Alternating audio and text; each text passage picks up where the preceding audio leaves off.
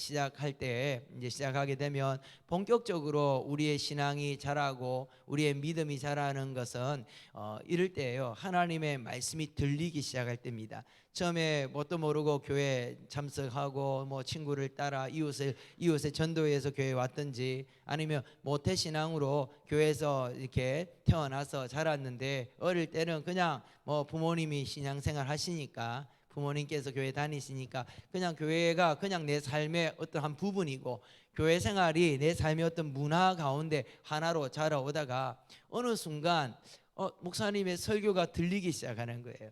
어느 순간 목사님의 설교를 듣는데 막 가슴이 뭉클뭉클거리고 또 눈물이 나기 시작하고 설교 말씀을 듣는데 나도 모르게 아멘이라는 말이 저절로 입에서 터져 나오고 그리고 목사님 말씀, 이 설교 말씀이 자꾸 듣고 싶어지고 뿐만 아니라 평상시에는 이 성경책을 펼치기만 해도 잠이 왔는데 성경이 무슨 말인지 잘 모르겠지만 막 읽고 싶은 마음이 생겨나고 그리고 읽다가 궁금한 게 생기면 이 말씀이 무슨 의미일까? 이 말씀이 무슨 뜻일까? 이런 게 막 궁금해지면서 성경에 대한 관심 또 성경을 읽다가 전체적인 문맥은 잘 모르겠는데 그 한 절 그 말씀이 내 마음에 깊이 꽂혀가지고 그 말씀 때문에 행복해하고 그 말씀 때문에 눈물을 흘리고 그 말씀 때문에 믿음이 생기고 이걸 경험하기 시작하면 그때 이제 우리가 신앙생활을 본격적으로 하는 거다라고 우리가 생각합니다. 뿐만 아니라 또 한편에서는 이건 이제 말씀의 측면인데 또 한편에서는 기도의 측면이 있어요. 이전에는 예배 시간에 장로님들이 목사님들이 하시는 대표 기도만 기도였고 나는 그냥 기도를 듣는 입장에서 있었는데 부흥회를 한다든지 기도에 참석하면 막 통성기도를 목사님이 시키는데 나는 이 통성기도가 잘 안 되어가지고 그냥 그 시간에 늘 눈 감고 옆에 있는 분들 기도 듣고 있든지 아니면 목사님이 앞에서 인도할 때에 그 인도하는 그 기도하는 기도 소리를 들으면서 마음으로 하나님 나도 그렇게 생각합니다. 하나님 나도 우리 목사님처럼 기도합니다. 이 정도로 마음의 동의가 되었는데 어느 순간 기도하는데 입이 열리기 시작하는 거예요.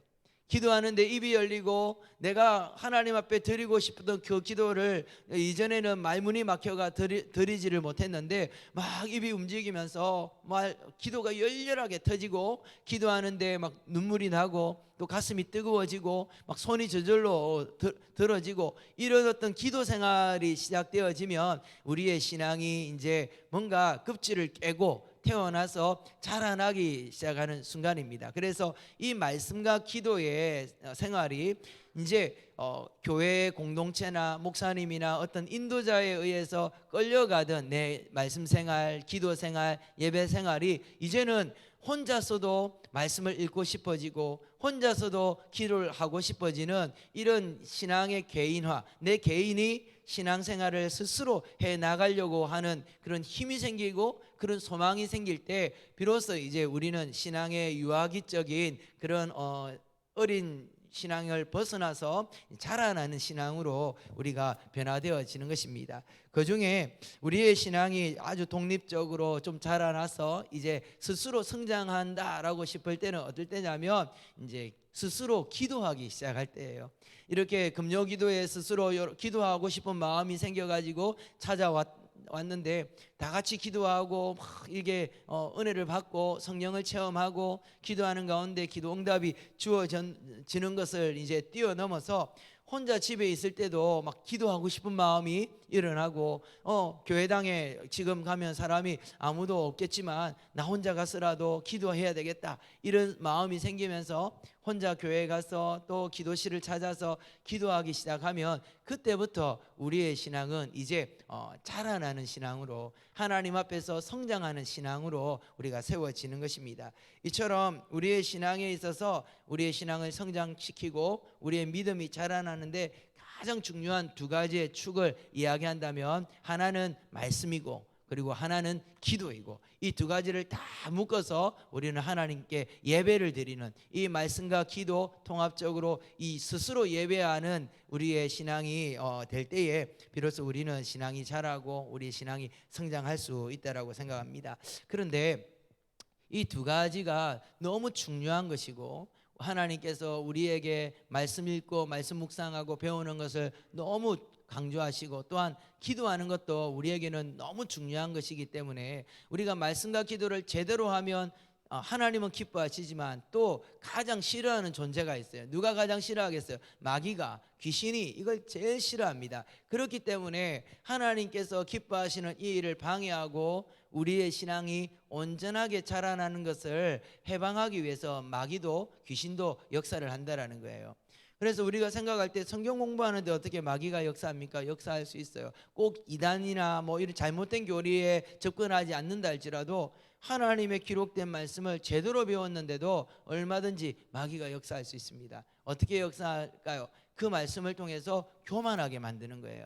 말씀을 나에게 적용하는 것이 아니라 말씀을 지식으로 받았는데 그 말씀은 언제나 나에게 적용하고 내가 이 말씀대로 제대로 살아가고 있는지, 이 말씀 앞에 나를 스스로 비추어서 말씀 앞에서 제대로 하지 못하는 건 나 스스로 회개하고 이렇게 가야 되는데, 어떤 식으로 하냐면 말씀을 깨닫는데 나하고는 아무 상관이 없어요.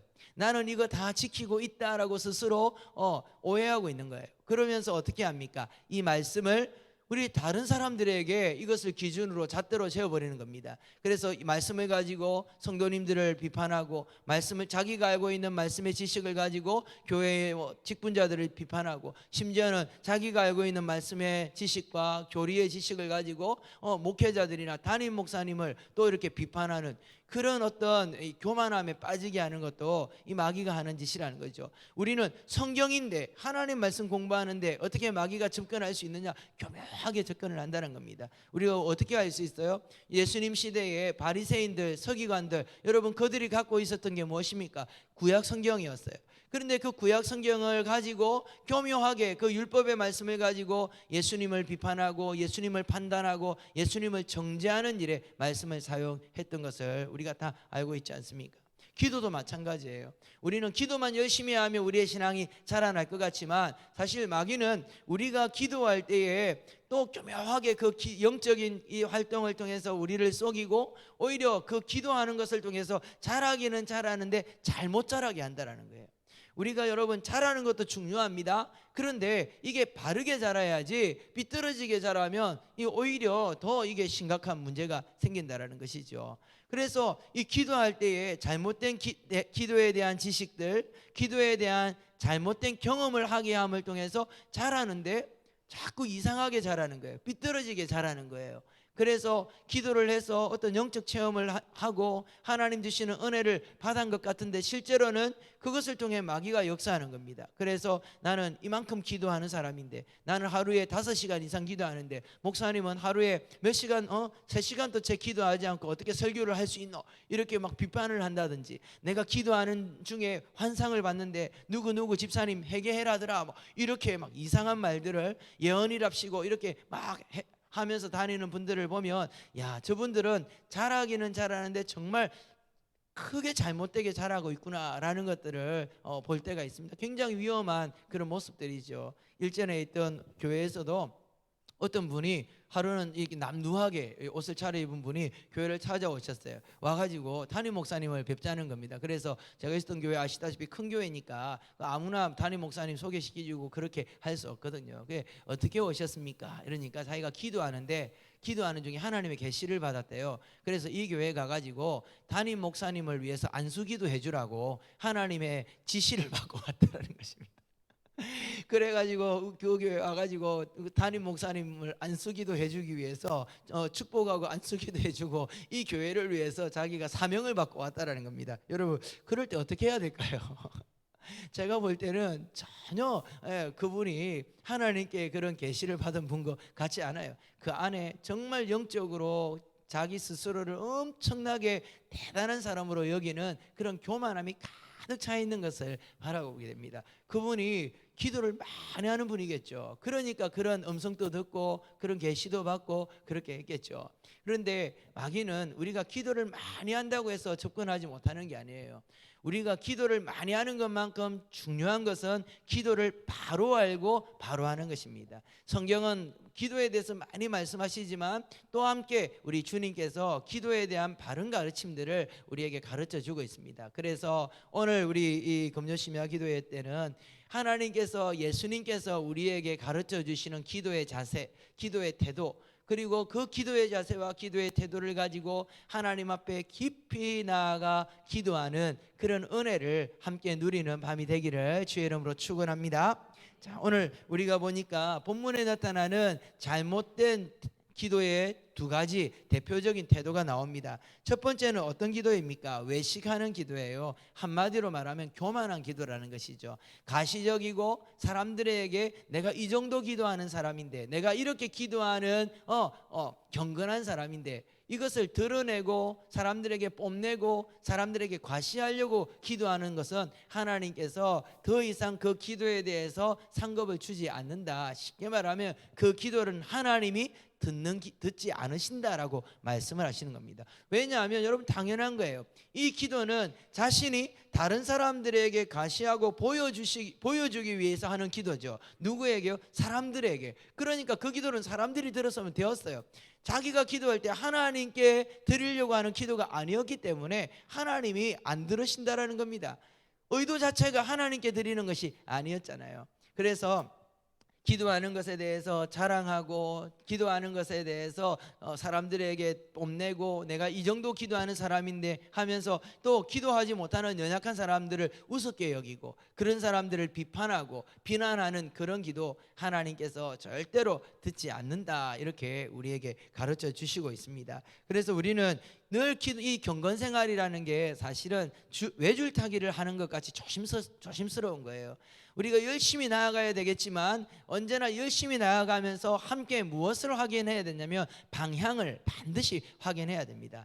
열심히만 갔는데 방향이 잘못되면 어떻게 됩니까? 그러면 정말 다시 처음으로 돌아와야 되는 더 불편한 그런 수고를 해야 되는 겁니다. 우리가 천천히 가더라도 바른 방향으로 가야 되고 열심히 달리되 내가 가고 있는 이 방향이 옳은 방향인지를 늘 점검하면서 가야 되는데, 하나님께서는 말씀과 기도 이 두 가지를 우리에게 주시면서 이 방향과 열심이 항상 조화를 이루도록, 균형을 이루도록 우리에게 하나님께서 말씀을 주시고 또 기도의 방편을 우리에게 주셨다는 것을 기억하셔야 됩니다. 그래서 우리 스스로는 내가 기도 좀 한다고 혹시 내 마음이 높아지진 않았을까, 나는 사람들에게 내가 기도 많이 하는 것을 은연중에 드러내고 은연중에 뽐내고 은연중에 그것을 나타내려고 하는 그런 외식하는 자의 태도가 내 안에는 없는지 우리 스스로를 늘 조심스럽게 들여다보고 하나님 앞에 나아가는 우리 성도님들이 되시기를 바랍니다. 제가 볼 때는 우리 동네 제일교회 그런 분은 안 계신 것 같아요. 다들 겸손하시고, 제가 볼 때는 저희 교회에서는 저만 조심하면 됩니다. 담임 목사님, 저만 조심하면 우리 성도님들한테는 그런 문제가 없어요. 제가 가지고 있는 약점이 하나 있는데, 제가 가지고 있는 질병이 고질적인 불치병이 하나 있는데 그게 왕자병이거든요.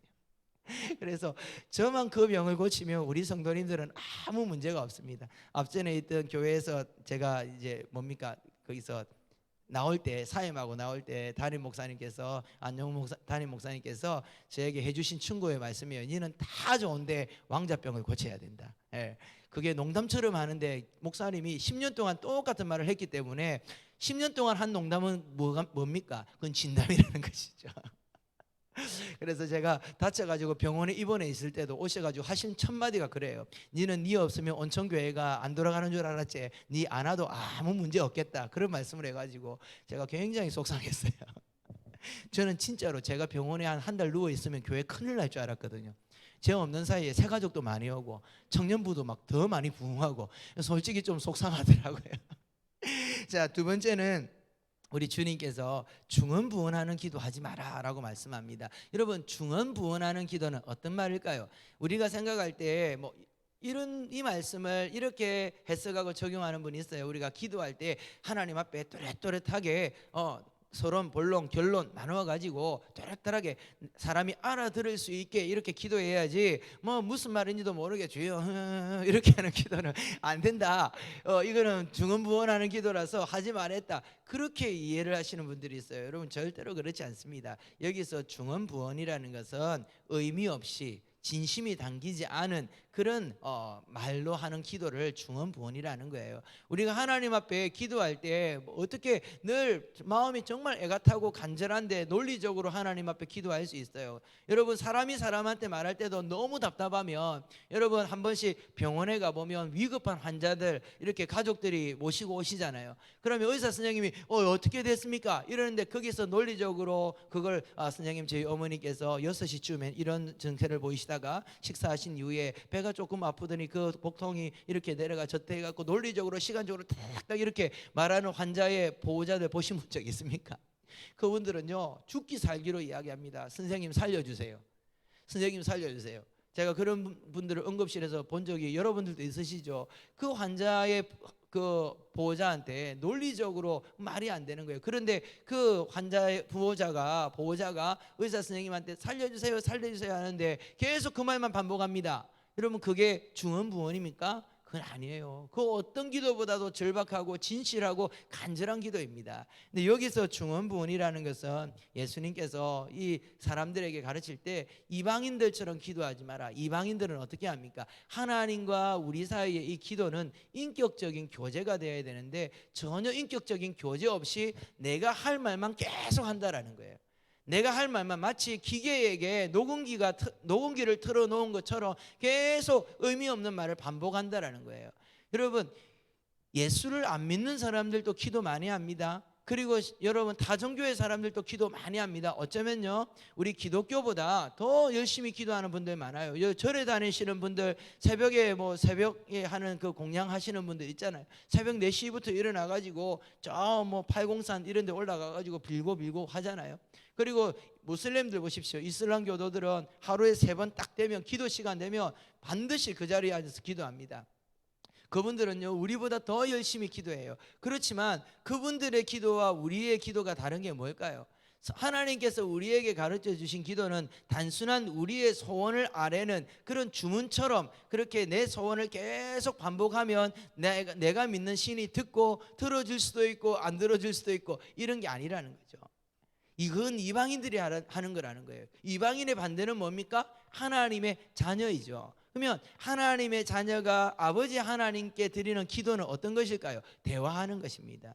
영적으로 교제하는 것입니다. 인격적으로 교제하는 것입니다. 여러분 예를 들어서 여러분들의 자녀가 우리 집에 우리 아이들이 와가지고 우리 아들이 아침에 아빠 용돈 10만 원만 주세요. 근데 제가 안 한다 그랬어요. 좀 이따가 점심때 와가지고 아빠 용돈 10만 원만 주세요. 저녁 때도 와가 용돈 10만 원만 주세요. 계속 그걸 반복해서 한다고요. 여러분 그게 아들입니까? 이건 강도예요, 강도. 아들은 어떻게 합니까? 아빠가 10만 원을 줄 수 있도록 아빠의 마음을 움직이고 아빠에게 좋은 이렇게 사랑을 받고 싶은 이걸 또 이렇게 표현을 하고 어떻게 인격적인 교제를 통해서 아빠의 지갑이 저절로 열리도록 하는 게 아들이에요. 그렇죠? 이것처럼 하나님이 우리에게 원하시는 기도는 우리가 하나님이 어떻게 반응을 하실지 하나님과 나 사이에 어떤 관계인지 이것 전혀 무시하고 내 소원만 계속 반복해서 마치 주문을 외듯이 그렇게 하는 기도는 중언부언하는 기도라는 것입니다. 그래서 기도하러 나와서 많이 말했다고 해서 오랜 시간 기도를 했다고 해서 그 기도가 다 하나님이 기뻐하시는 기도는 아니라는 것이죠. 그렇다면 오늘 우리 본문에서 예수님께서 우리에게 가르쳐 주신 기도의 바른 자세, 골방에서 기도하라는 이 예수님의 가르침은 어떤 말씀일까요? 그래서 우리는 늘 골방을 만들어야 되는 것입니까? 집에 여러분들 골방이 없는 분들은 오늘부터 이제 부동산에 알아보기 시작하는 겁니다. 골방 있는 집을 찾아가지고. 왜냐하면 주님이 골방에서 기도해라 했기 때문에. 그런 말씀은 아니겠죠. 이건 장소의 의미라기보다 기도에 대한 태도와 기도에 대한 자세를 우리에게 가르쳐 주시는 겁니다. 우리가 기도할 때에 마치 골방에서 기도하는 것처럼 아무도 모르는 은밀한 곳에서 우리 하나님께 기도하는 것처럼 그렇게 기도를 해라라고 우리 주님께서 우리에게 기도에 대한 가르치심을 주시는 겁니다. 그렇다면 골방에서 드리는 기도는 어떤 기도일까요? 첫 번째는 정직한 기도입니다. 여러분, 아무도 없으니까 정직할 수 있어요. 아무도 없으니까 하나님 앞에 정말 노골적으로 기도할 수가 있는 겁니다. 제가 여러분 앞에 기도하는데 제 옆에 집사님이 앉아 계시고 앞에도 뭐 권사님이 앉아 계시고 옆에 장로님이 앉아 계신데 제가 거기서 정직하게 기도를 하는 것은 참 쉽지 않습니다. 특별히 우리 예배 시간에 참회 기도를 드릴 때 옆에 집사님 앉아 계시고 옆에 또 권사님 앉아 계시고 성도들이 옆에 다 앉아 있는데 거기서 일주일 동안 지었던 죄를 또박또박 회개할 수 있습니까? 하나님, 내가 오늘 누구 집사님에게 거짓말을 했습니다. 이러면 옆에 있는 집사님이 아이고, 이 집사님 말에 거짓말하고 교회 왔네. 그럴까 싶어서 그거 못하는 거예요. 그래서 회개 기도할 때 보면 우리 성도님들이 대체적으로 어떻게 합니까? 얼부문이시죠. 하나님 아버지 이렇게 그러다가 막 울먹여요.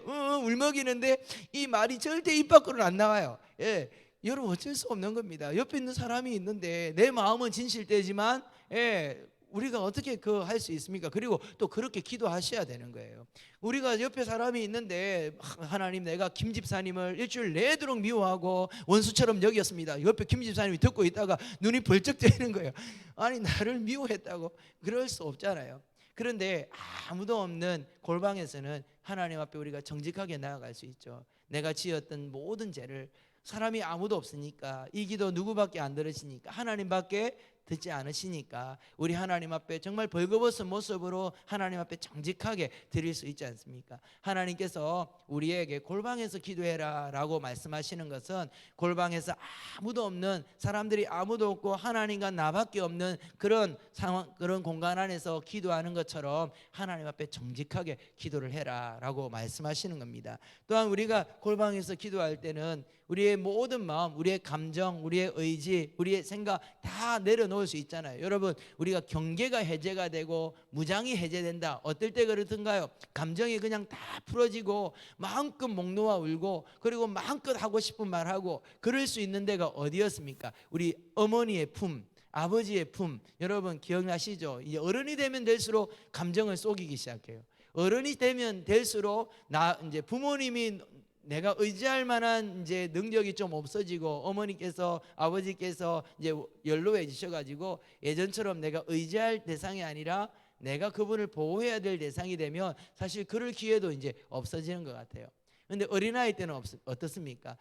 아무에게도 말하지 못하는 거 우리 어머니에게는, 우리 아버지한테는 마음껏 말할 수 있고 거기서는 뭐 울고 싶으면 울 수도 있고 힘들면 힘들다 말할 수도 있고, 그리고 우리 아이들이 보면 다른 데서는 막 참고 있다가 엄마 보면 막 울면서 땡깡도 부리고 그러잖아요. 하나님 앞에 우리가 골방에서 기도할 때 그렇게 기도할 수 있다라는 겁니다. 감정 숨기지 말라는 거예요. 하나님 앞에 내 모든 무장 해제시키고 감정을 해제시키고 하나님 다 들어주신다라는 것을 우리가 믿기 때문에 하나님께 정직하게 기도할 수 있는 것입니다. 성경에 나오는 가장 정직한 기도를 드린 한 사람이 나오는데 여러분들 누구라고 생각하세요? 저는 한나의 기도가 정말 이 골방에서 드리는 정직한 기도였다.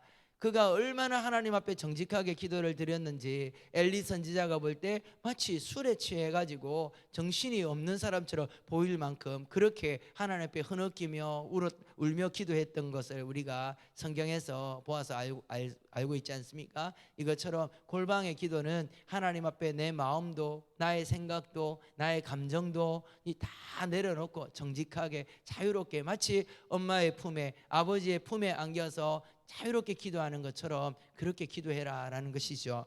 두 번째는 이 기도는 사랑의 기도입니다. 여러분, 사랑하지 않는 사람은 절대 골방에 들어갈 수가 없어요.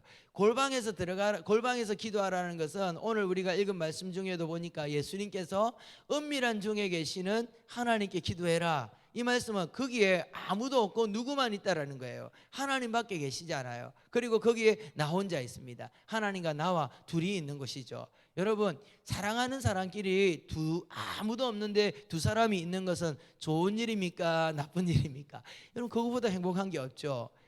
아무도 없고 우리 여기 계신 집사님들, 권사님들, 우리 또 남자 집사님들 옛날 연애하실 때 한번 생각해 보십시오. 우리 저도 청년부를 맡아봤는데 이제 청년부 아이들이 청년부를 오래 맡다 보면 그 중에 이제 애들이 커플이 생기기 시작해요. 제가 맡았던 아이들은 유달리 지네들 안에서 연애를 해가 결혼한 애들이 참 많거든요. 그러면 제가 그 아이들을 중학교 때부터 가르쳤기 때문에 다 알아요. 근데 어느 순간 서로를 보는 눈빛이 달라지기 시작합니다.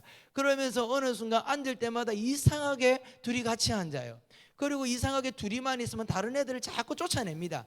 가라고. 예, 그거 둘이만 하겠다고. 어떻게 해든지 둘만 그 자리에 남으려고 끝까지 노력을 하죠. 그러면 제가 그 눈치를 채고 저는 절대 자리를 안 비켜줍니다. 왜냐하면 그 무슨 사고를 칠지 모르거든요. 예, 여러분 은혜보다 더 힘센 게 뭐냐면 이 호르몬입니다. 호르몬. 제가 늘 말하지만 은혜와 성령보다 더 강력한 게 뭐냐면 이 젊은이들이 가지고 있는 연애 호르몬이에요. 이 연애 호르몬은 성령도 제어를 못 하십니다. 그래서 제가 결혼하기 전에는 웬만하면 둘이 같이 못 있도록 해방을 놨거든요. 근데 애들 보면 정말 다른 사람이 있는 걸 그렇게 싫어합니다. 둘이만 있고 싶어 하죠. 여러분, 그런데 이 둘이만 있고 싶어 하는 이유가 무엇입니까? 사랑하니까 그게 가능한 겁니다. 근데 정말 싫어하고 정말 무서워하고 같이 있기 부담스러운 사람 2명 탁 앉혀 넣어 보십시오. 여러분, 그것보다 더 어색한 그런 자리가 없습니다. 여러분들 한번 상상을 해보십시오. 여러분들의 남편이나 여러분들의 부인하고 아무도 없는 집에 둘만 남아있다. 행복하십니까? 아니면 불편하십니까? 표정들이 다들 잘 읽으십니다. 옛날에 너무 행복했죠. 지금도 다 행복하리라 믿습니다. 김국대 집사님 제가 표정에서 읽어서 엄청 행복해 하시고 지민이 보고 자주 좀 집을 비우라고 제가 말을 해야 될 것 같아요. 여러분, 하나님이 정말 사랑하는 아버지 하나님이 아니면 골방에 못 들어갑니다. 그런데 반대로 우리 하나님이 너무 좋은 분이라면 날마다 골방으로 들어가는 것이죠. 날마다 주님 만나려고 들어가는 것이죠. 그래서 기도하는 시간이 기다려지고 우리 하나님과 나와의 어떤 교제를 방해받는 것들을 가능하면 제거하고 싶어지고 그런 시간들이 있다라는 겁니다. 그래서 이 골방에서 기도하라는 것은 하나님 앞에 사랑으로 기도하고 하나님의 그 사랑을 경험하고 하나님의 사랑 속에 충만하게 거해라. 우리 주님께서 그것을 가르쳐 주시는 겁니다. 여러분, 신앙생활을 하면서 우리가 그랬던 시간들 많이 있었잖아요. 그리고 지금도 어쩌면 여러분들은 그런 황홀한 기도의 시간, 하나님과 나만 누리는 그 사랑의 시간, 마치 우리 성경에 나오는 아가스를 보면 이 술렘미 여인과 이 아가스에 나오는 이 왕이 그 나누는 그 아름다운 사랑을 노래한 이 아가스처럼 정말 하나님과 나와의 그 은밀한 사랑을 누리고 교제하는 그 기도 시간을 여러분 누리고 있을지 모르겠습니다. 하나님께서 골방에서 기도하라는 것은 바로 그것을 이야기하는 것입니다. 저도 오늘 이 말씀을 준비하면서 나에게 언제 이런 적이 있었나, 요즘은 내가 이런 사랑을, 하나님의 그 사랑을 골방에서 누리고 있나, 이런 생각들을 해보니까 예전에 예수님 처음 믿고 은혜 충만했을 때 저는 찬송하는 걸 그렇게 좋아했어요. 그래서 이렇게 혼자 있으면 기타를 치면서 하여튼 찬송가 1페이지부터 끝페이지까지, 그리고 옆에 복음성가 놔둬놓고 아는 노래는 처음부터 끝까지 다 부르는 겁니다. 근데 부르다 보면 어느 순간 성령님이 임재해 계세요. 기타를 치고 찬양을 하고 있는데 하나님이 내 옆에 듣고 계신 것 같아요. 하나님께서 내 찬송 가사 한 절 한 절에 다 대답을 하시는 것 같아요. 제가 지난주에도 말씀드렸죠. 제가 찬송을 부르면서 찬송가에 처음 은혜 받았던 찬송, 제 집 맡은 우리 구주. 예전에는 찬송가를 부르면서 은혜 받았던 적은 없었거든요. 예전에 제가 생각하는 찬송가는 어떤 거라고 생각했냐면 교가나 군가 같은 거라고 생각을 했어요. 어떤 의식적인 노래. 그런데 어느 순간 찬송가를 부르는데 눈물이 나기 시작하는 거예요. 그리고 찬송가 가사 한 절 한 절이 내 마음이 하나님께 드려지는 기도처럼 느껴질 때가 그런 느낌을 받은 때가 왔다라는 것이죠. 그래서 혼자 방 안에 앉아가지고 책상에 앉아서 찬송가를 펼치고 찬송가 487장 제 집 맡은 우리 구주 어찌 좋은 친구인지 한 소절을 했는데 그냥 막 눈에서 눈물이, 수도꼭지에서 물이 쏟아지는 것처럼 눈물이 쏟아지기 시작하는데 그 찬송가 3절까지를 다 부르는데 몇 시간이 걸렸는지 모르겠습니다. 뭐 1시간을 넘게 불렀던 것 같아요. 부르고 또 부르고 부르고 또 부르고 그 가사 한 절 한 절이 전부 다 내 이야기 같아. 세상 친구 멸시하고 나를 조롱하여도 이러는데 진짜 이 세상에 모든 사람들이 내가 예수 믿는 거 핍박하고 방해하는데 주님은 내 옆에 계셔서 끝까지 내 편 되어 주신다. 하나님께서 내 찬송의 고백을 들으시고 그 자리에서 다 응답하여 주시는 것 같고, 그 다음에 제가 또 은혜 받았던 찬송이 찬송가 88장이었어요. 예, 내 진정 사모하는 그 찬송을 부르는데 막 춤을 추고 싶은 거예요. 너무 좋아가지고. 그래서 혼자 기타를 치면서 막 방 안에서 흔들면서 찬송을 불렀던 그런 기억이 납니다. 여러분, 그것도 기도예요. 우리가 찬송은 곡조가 있는 기도라고 말하지 않습니까? 우리가 멜로디가 있는 기도라고 우리가 찬송을 하는데, 특별히 고백적인 찬송, 우리의 기도를 하나님 앞에 대신하여 드릴 수 있는 찬송, 그것이 우리가 하나님께 드리는 골방의 기도가 될 수 있습니다. 최근에도 제가 목양실에 이렇게 있으면 좀 피곤하고 지치고 이럴 때는 이제 찬양을 탁 틀어놓고 그냥 의자에 몸을 기대고 눈을 감고 있습니다. 그럼 어떨 때는 잠이 들 때도 있고, 어떨 때는 잠이 안 드는데 갑자기 그 찬송이 막 들리기 시작하는 거예요. 그냥 틀어놓은 찬송인데 그 찬송가 가사가 이 가슴에 그냥 확 들어와가지고 제 마음에 팍팍 꽂힐 때가 있습니다. 그러면 그 의자에 앉아가지고 하염없이 그냥 기쁨의 눈물, 감사의 눈물을 흘리고, 때로는 혼자서 손을 까딱까딱 하면서 그 찬송을 계속 따라 부르기도 합니다. 여러분, 골방에서 우리가 그런 기도를 드릴 수 있습니다. 하나님과 나누는 은밀한 사랑의 대화, 우리 하나님께만 드릴 수 있는 우리의 사랑의 고백. 그래서 여러분, 찬송의 능력을 회복하시기를 바랍니다. 찬송의 은혜를 회복하시기를 바라요. 우리가 집에서 뭐 설거지 하실 때나 또 우리 남자분들 운전하실 때, 이럴 때는 우리가 뭐 기도하기가 쉽지 않지 않습니까? 그럴 때 찬송가 테이프를 틀어놓는다든지 아니면 내가 좋아하는 찬송을 계속 부른다든지, 그럴 때에 나도 모르게 하나님의 성령의 임재가 우리 내 가운데 임하셔서 하나님과 깊은 사랑의 대화를 나눌 수 있습니다. 골방의 기도는 어떤 기도입니까? 하나님께 드리는 사랑의 기도입니다. 세 번째, 골방의 기도는 믿음의 기도예요. 여러분, 우리가 이렇게 다 같이 모여가지고 찬송도 같이 부르고, 그리고 앞에서 목사님이 기도에 인도도 하고, 우리가 이렇게 하면 하나님께서 내 혼자 기도할 때보다는 분명히 더 강력하게 역사하십니다. 기도가 잘 안 되시는 분들도 여기에 나오면 또 기도가 잘 되기도 하고, 또 특별히 앞에서 기도에 인도하는 사역자가 또 막 열심히 기도의 준비를 하고 또 성령 충만하면 그 성령의 그 능력을 도움을 받아서 막 기도가 됩니다. 근데 나 혼자서 기도할 때는 아무런 조건이 없어요. 아무런 환경이 없습니다. 반주하는 것도 없고, 또 음악도 없고, 누가 인도해 주는 분도 없고, 기도 제목을 나누어 주는 분도 없고, 그래서 혼자 한번 기도하기로 마음을 탁 먹고 예배당에 와가지고 문을 열고 탁 앉았는데 어떤 느낌이 듭니까? 아무것도 없는 것 같고, 여기서는 기도하면 하나님께서 안 들어주실 것 같고, 다 같이 기도할 때는 하나님이 다 분명히 들어주실 것 같은데, 내 혼자서 여기서 기도하면 아무런 느낌도 안 오고 아무런 감동도 안 오고 기도 목소리도 안 터지고 또 눈물도 안 나고 기도도 잘 안 되니까, 우리가 여기는 기도를 하면 이 기도의 능력이 나타나겠나, 이런 마음이 들 수가 있다는 것이죠. 그리고 여러분들이 가정에서 혼자 방에서 앉아서 기도하면, 여기 방에서 기도하면 이 하나님께서 이 기도를 들어주시겠나, 이런 생각도 든다는 것입니다. 그러나 이 골방의 기도는 어떤 기도입니까? 그럼에도 불구하고 우리의 환경이나 우리의 조건과 상관없이 하나님의 약속을 붙잡고 나아가는 믿음의 기도입니다. 하나님께서 우리에게 어떻게 약속하셨어요? 은밀한 중에 계시는 은밀한 하나님께 기도해라. 우리가 은밀한 가운데 홀로 나아가도 우리는 하나님이 느껴지지 않고 하나님이 안 계실 것 같다 생각을 했는데, 하나님은 미리 나를 기다리고 있었다는 것입니다. 그래서 여러분, 기도의 시작은, 어떤 목사님 책을 읽다가 제가 너무 감동적인 말이라서 줄을 그어놨어요. 기도의 시작은 하나님이 나에게 말을 걸어오면서부터 시작된다라는 거예요.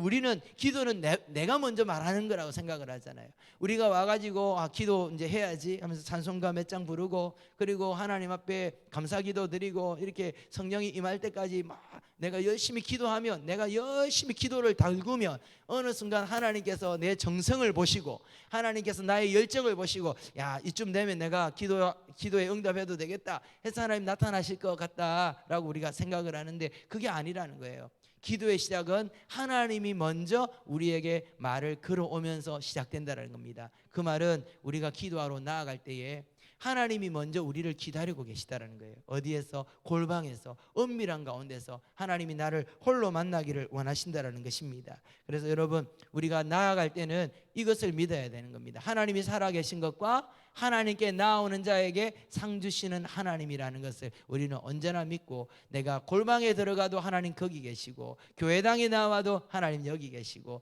하나님께서 내가 차 안에서 운전 중에 하나님을 부르면 거기에 하나님 계시고, 우리 주부님들이 가정에서 뭐 설거지라든지 집안 청소를 하면서 그때 갑자기 마음에 하나님을 부르고 싶어서 하나님 아버지 이렇게 불러도 그 말을 하나님께서 들으시고 하나님께서 응답하신다라는 거, 그 기도를 들어주신다라는 그 믿음을 가지고 기도하며 나아가는 우리 성도님들이 되기를 바랍니다.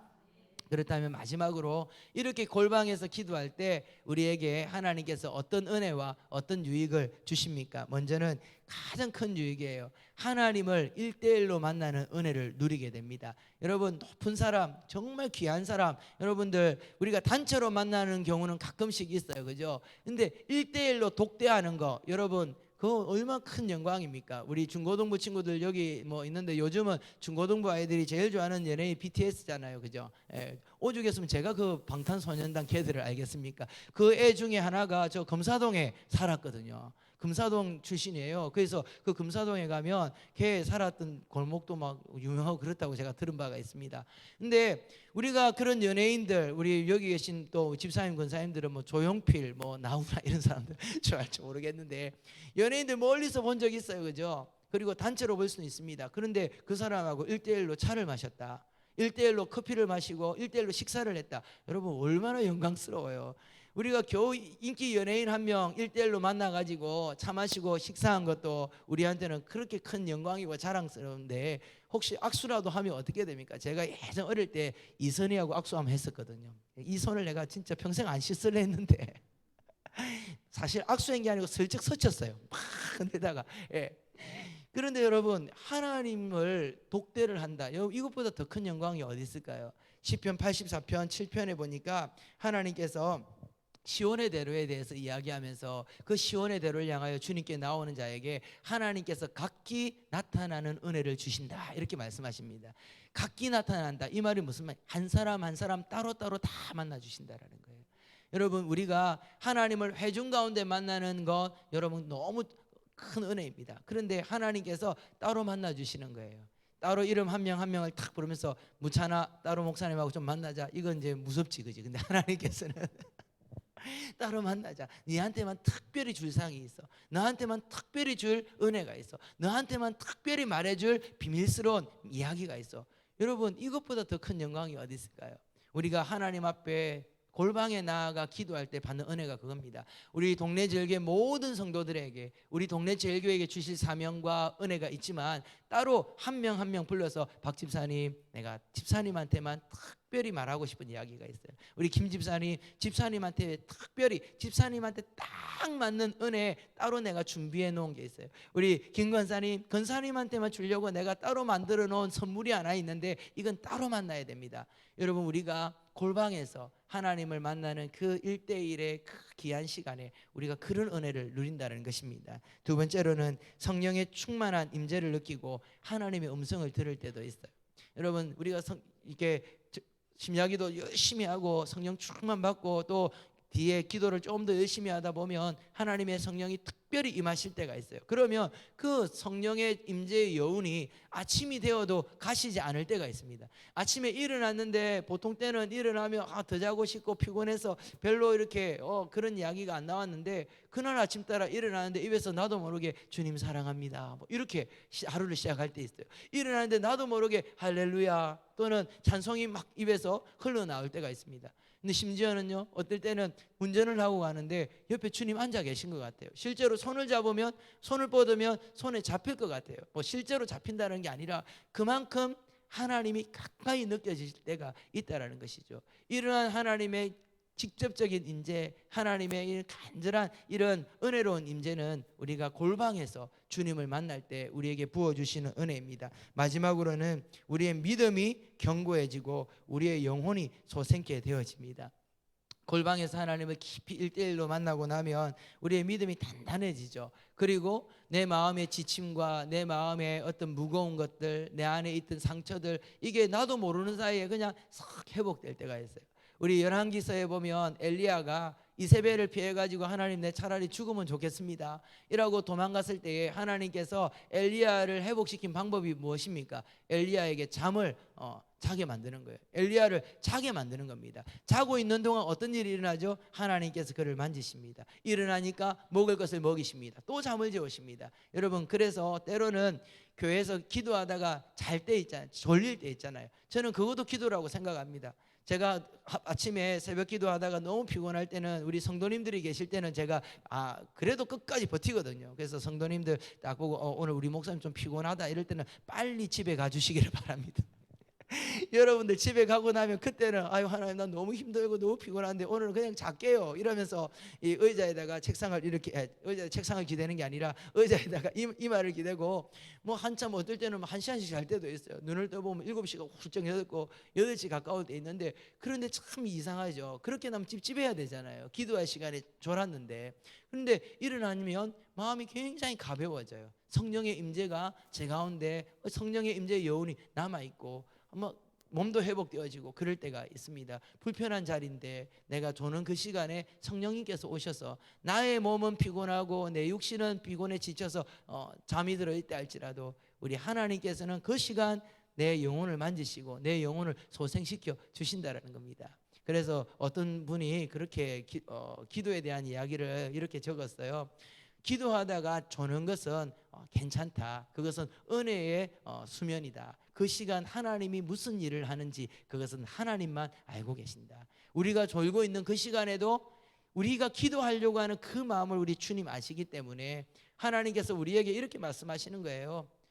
네가 오죽하면 졸겠나. 근데 이렇게 잠이 오는데도 여기 나와서 기도하려고 하는 그 마음을 하나님께서 아시는 것이죠. 그래서 그 마음을 받으시고 우리는 비록 졸지만, 우리는 비록 그 자리에서 엎드려서 자고 있지만 하나님의 손은 여전히 우리를 만지시고 계시고, 하나님은 여전히 우리의 마음을 치료하고 계시고, 하나님께서는 여전히 우리에게 은혜를 붓고 있는 복된 시간이라는 것입니다. 사랑하는 우리 동네 지역의 성도 여러분, 지금 몇 주째 계속해서 기도에 대해서 여러분들과 함께 나누고 있습니다. 다 같이 드리는 기도, 부르짖는 기도, 열정적인 기도, 목숨을 거는 기도, 오늘은 골방에서 드리는 하나님께 1대1로 만나는 그 골방 기도에 대해서 나누었습니다. 우리 모두가 정말 이 모든 기도의 세계를 다 경험해서, 이 기도의 은혜를 다 경험해서 정말 하나님의 그 풍성한 하나님의 사랑과 강력한 하나님의 성령의 은사들과 성령의 능력을 체험하여서 하나님께 귀하게 쓰임받는 믿음의 사람, 하나님의 귀한 주의 자녀들이 되시기를 주의 이름으로 축원합니다.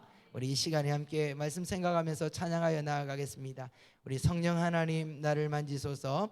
우리 함께 찬양하겠습니다.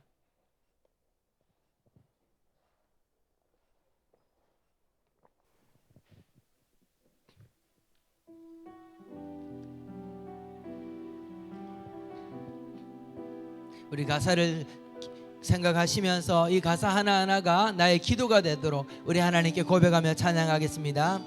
성령